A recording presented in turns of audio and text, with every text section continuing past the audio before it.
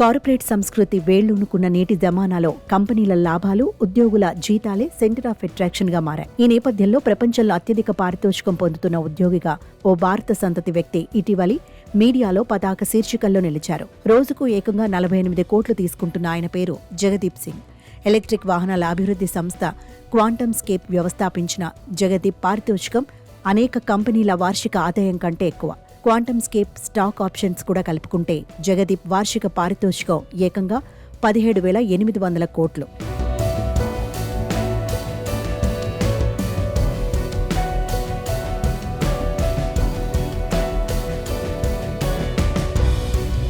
Jagdeep Singh Stafford university నుంచి BTech చేశారు. ఆ తర్వాత యూనివర్సిటీ ఆఫ్ కాలిఫోర్నియాలో ఎంటెక్ చేశారు. కెరియర్ తొలినాళ్లలో ఆయన హెచ్పి, సన్ మైక్రోసిస్టమ్స్ లాంటి ప్రముఖ టెక్ కంపెనీల్లో పనిచేశారు.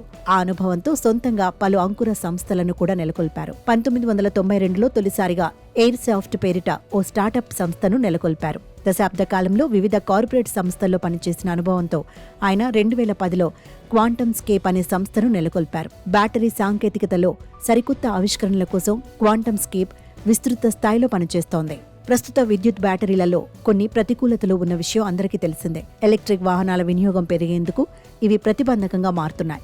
ఒక్క ఛార్జీకి స్వల్ప దూరమే వెళ్లడం, త్వరితంగా బ్యాటరీ అయిపోవడం వంటి భయాల కారణంగా జనాలు సాంప్రదాయిక ఇంధన వాహనాలను వదులుకోలేకపోతున్నారు. ఈ సమస్యలకు చెక్ పెట్టేందుకు quantum scape solid state battery అభివృద్ధికి నడుం కట్టింది. సాంప్రదాయిక లిథియం అయాన్ బ్యాటరీల కంటే భిన్నమైన సాలిడ్ స్టేట్ బ్యాటరీలు త్వరగా ఛార్జ్ అవుతాయి.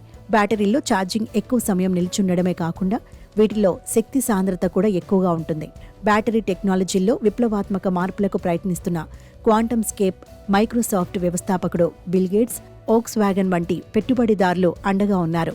క్వాంటమ్ స్కేప్ సీఈఓ బాధ్యతల నుంచి ఆయన గతేడాదే పక్కకు తప్పుకున్నారు.